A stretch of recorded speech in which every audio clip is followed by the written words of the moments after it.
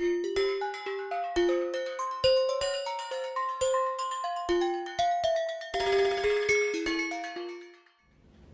everyone, and welcome to my living room and another episode of Fairytales and Legends.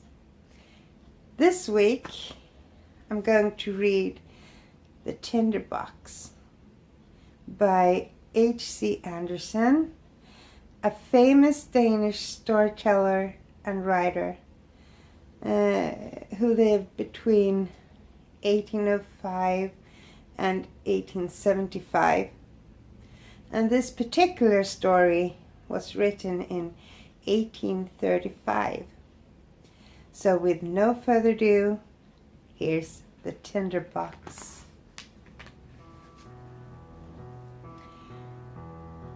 There came a soldier marching down the high road. 1, 2, 1, 2. He had his knapsack on his back and a sword at his side, as he came home from the wars. On the road he met a witch, an ugly old witch, a witch whose lower lip dangled right down on her chest. "Good evening, soldier," she said. "What a fine sword you have got there, and what a big knapsack. Aren't you every inch of a soldier? And now you shall have money, as much as you please." "Oh, that's very kind of you, old witch," said the soldier. "See that big tree?" The witch pointed to one nearby them. "It's hollow to the roots. Climb to the top of the trunk and you'll find a hole through which you can let yourself down deep under the tree. I'll tie a rope around your middle so that when you call me, I can pull you up again." "And what would I do deep down under the tree?" the soldier wanted to know. "Oh, fetch money," said the witch.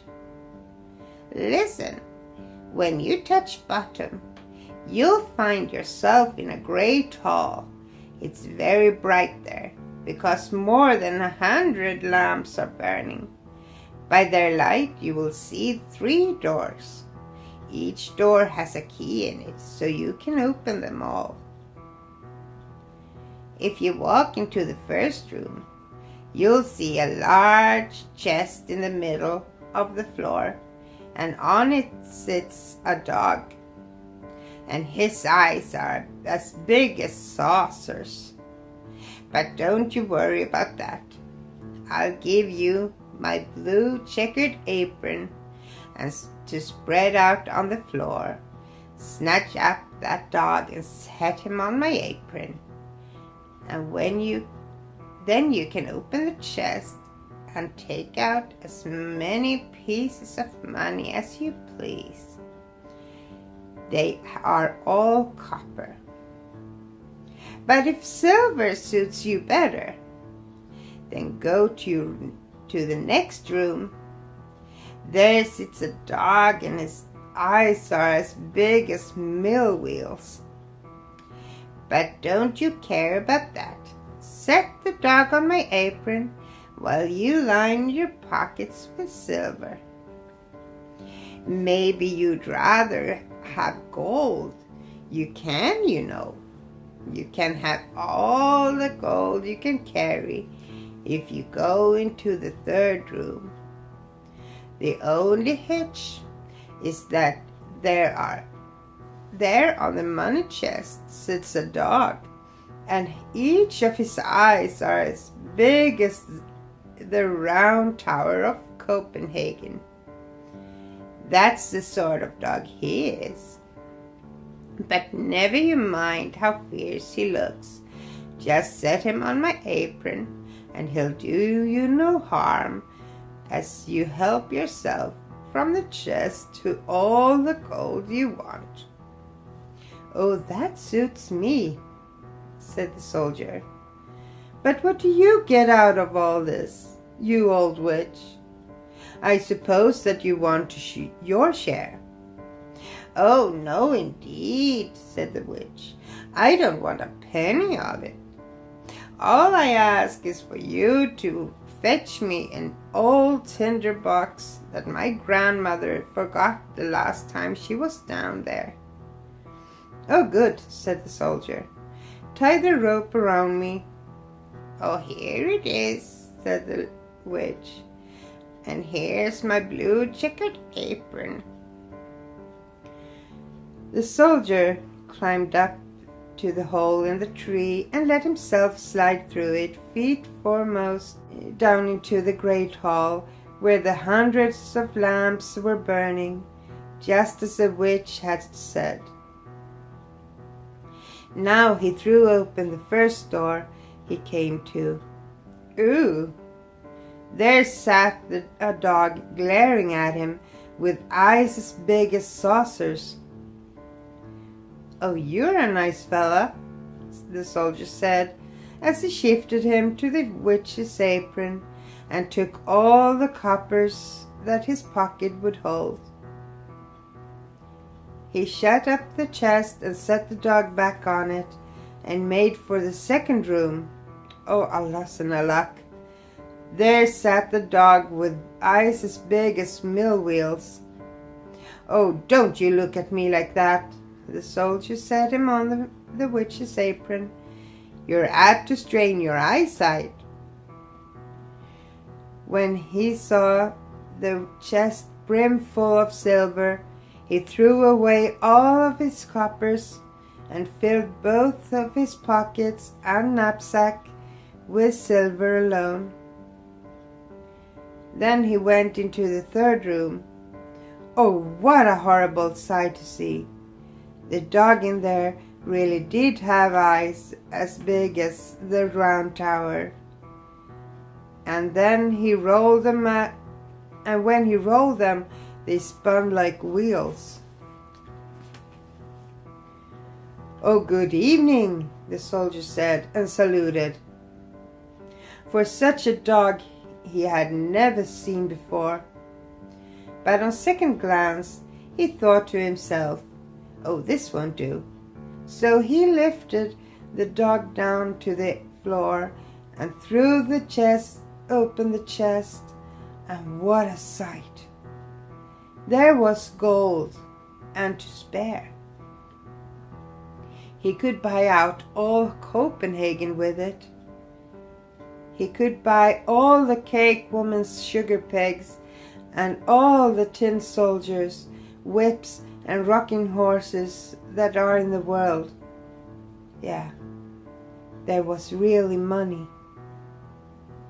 In short order, the soldier got rid of all the silver coins he had stuffed in his pockets and knapsack, and to put gold in their place. Yes, sir. He crammed all his pockets, his knapsack, his cap, and his boots so full that he scarcely could walk. Now he was made of money. Putting the dog back on the chest, he barged out of the door, called up through the hollow tree, "Pull me up now, you old witch." "Have you got the tinderbox?" she asked the witch. "Oh, confound the tinderbox!" the soldier shouted. "I clean forgot it." When he fetched it, the witch hauled him up. There he stood, on the high road again, with his pockets, boots, knapsack, and cap full of gold. "Hey, what do you want with the tinderbox?" he asked the witch. "Oh, none of your business," she told him. "You've had your money, so now hand over my tinderbox." "Oh, nonsense," said the soldier. "I'll take my sword, and I'll cut your head off if you don't tell me at once what you want with it." "Oh, I won't," the witch screamed at him. So he cut her head off. And there she lay, But he tied all his money in her apron, slung it over his shoulder, stuck the tinderbox in his pocket, and struck out for town. As it was a splendid town. He took the best rooms at the best inn and ordered all the good things he liked to eat. For he was a rich man now, because he had so much money. The servant who cleaned his boots may have thought them remarkably well worn for a man of such means, but that was before he went shopping. Next morning he bought boots worthy of him and the best clothes, and now he had turned out to be such a fashionable gentleman. People told him all about the splendors of the town, and all about their king, and what a pretty princess he had for a daughter. "Oh, where can I see her?" the soldiers inquired. "Oh, you can't see her at all," everyone said. "She lives in a great copper castle inside all sorts of walls and towers. Only the king can come in or go out of it, for it's been foretold that the princess will marry a common soldier. The king would much rather she didn't." "Oh, I'd like to see her just the same, though," the soldier thought. But there was no way to manage that. So now he lived a merry life. He went to the theater, drove about in the king's garden, and gave away money to poor people. This was to his credit, for he remembered from the old days what it feels like to go without a penny in your pocket. Now that he was wealthy and well-dressed, he had all too many who called him their friend and a genuine gentleman, and that pleased him. But he spent money every day without making any, and wound up with only 2 coppers to his name. He had to quit his fine quarters, to live in a garret, clean his own boots, and mend them himself with a darning needle. None of his friends came to see him anymore, because there were too many stairs to climb. One evening, when he sat in the dark without even enough money to buy a candle, he suddenly remembered there was a candle and in the tinderbox that he had picked up when the witch sent him down the hollow tree. He got out the tinderbox, and the moment he struck sparks from the flint of it, his door burst open, and there stood a dog from down under the tree. It was the one with eyes as big as saucers. "What," said the dog, "is my lord's command?" "What is this?" said the soldier. "Have I got the sort of tinderbox that will get me whatever I want?" "Go get me some money," he ordered the dog. Zip! The dog was gone. Zip! He was back again, with a bag full of copper in his mouth. Now the soldier knew what a remarkable tinderbox he had. Strike it once, there was the dog with from the chest of copper coins. Strike it twice, and there came the dog who had the silver. 3 times brought the dog who guarded the gold. Back went the soldier to his comfortable quarters. Out strode the soldier in fashionable clothes. Immediately his friends knew him again, because they liked him so much. Then the thought occurred to him, "Isn't it odd that no one ever gets to see the princess? They say she's very pretty, but what's the good of it? as long as she stays locked up in that large copper castle with so many towers. Why can't I see her? Where's my tinderbox?" He struck a light, and zip came the dog with eyes as big as saucers. "It's certainly late," said the soldier. "Practically midnight. But I want a glimpse of the princess, if only for a moment." Out the door went the dog, and before the soldier could believe it, here came the dog with the princess on his back.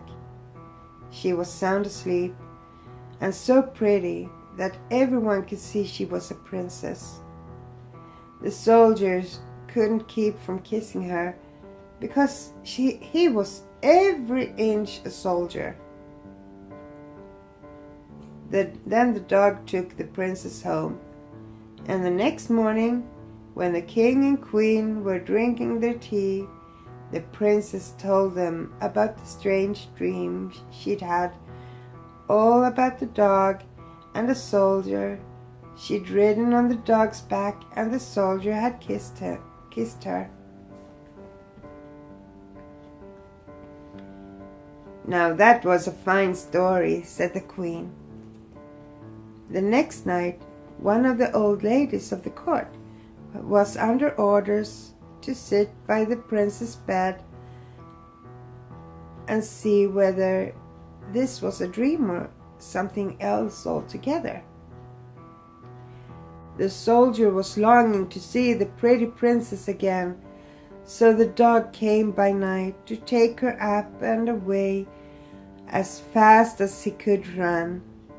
But the old lady pulled on her storm boots and ran right after them.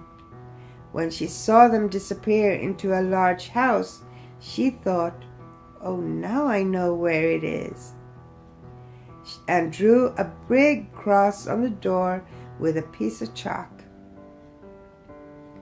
Then she went home to bed, and before long the dog brought the princess home too.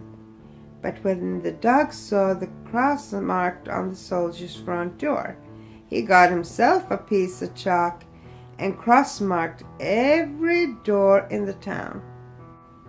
This was a very clever thing to do, because now the old lady could not tell the right door from all the wrong doors he had marked.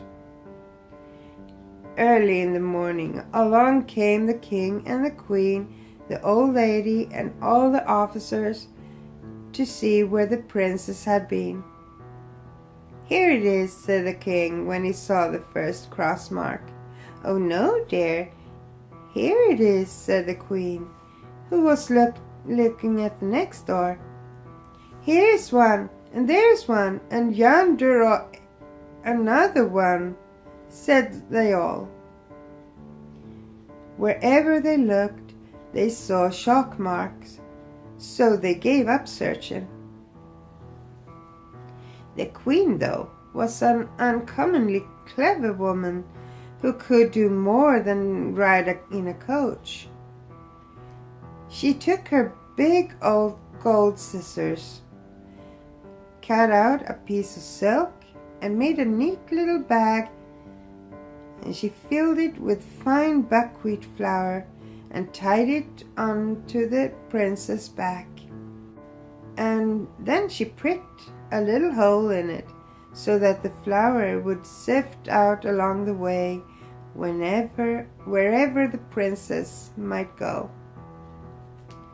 Again the dog came in the night, took the princess on his back, and ran with her to the soldier, who loved her so much that he would have been glad to be the prince, so that he could make her his wife.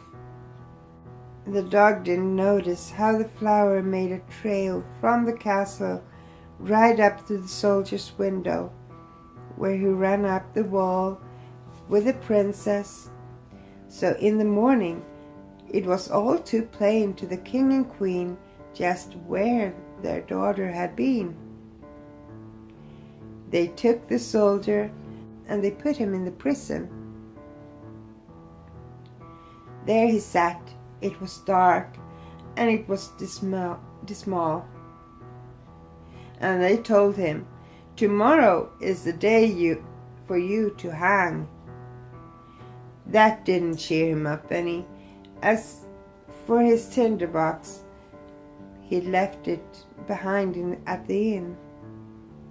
In the morning, he could see through his narrow little window how the people all hurried out of town to see him hanged. He heard the drums beat, and he saw the soldiers march, and in the crowd of running people he saw a shoemaker's boy in a leather apron and slippers. The boy galloped so fast that off flew one slipper, which hit the wall right where the soldier pressed his face to the iron bars. "Oh, hey there, you shoemaker's boy, there's no hurry," the soldier shouted. "Nothing can happen till I get there. But if you run to where I live and bring me my tinderbox, I'll give you 4 coppers. Put your best foot foremost." The shoemaker's boy could use 4 coppers, so he rushed the tinderbox to the soldier, and well, now we shall hear what happened. Outside the town, a high gallows had been built. Around it stood soldiers and many 100,000 people. The king and queen sat on a splendid throne, and opposite the judge and the whole council. The soldier already stood up on the ladder, but just as they were about to put the rope around his neck, he said the custom was to grant a poor criminal one last small favor. He wanted to smoke a pipe of tobacco, the last he'd be smoking in this world. The king could not refuse him, so the soldier struck fire from his tinderbox once, twice, and a 3rd time. Zip! There stood all the dogs, one with the eyes as big as saucers, one with eyes as big as mill wheels, and one with eyes as big as the round tower of Copenhagen. "Help me! Save me from hanging!" said the soldier. Those dogs took the judges and all of the council, some by the leg and some by the nose, and tossed them so high that they came down broken to bits. "Oh, don't!" cried the king. But the biggest dog took him and the queen too, and tossed them up after the others. And the soldiers trembled, and the people shouted, "Soldier, be our king and marry the pretty princess."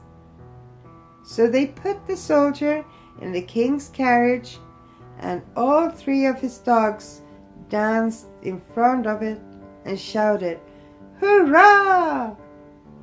The boys whistled through their fingers, and the soldiers saluted.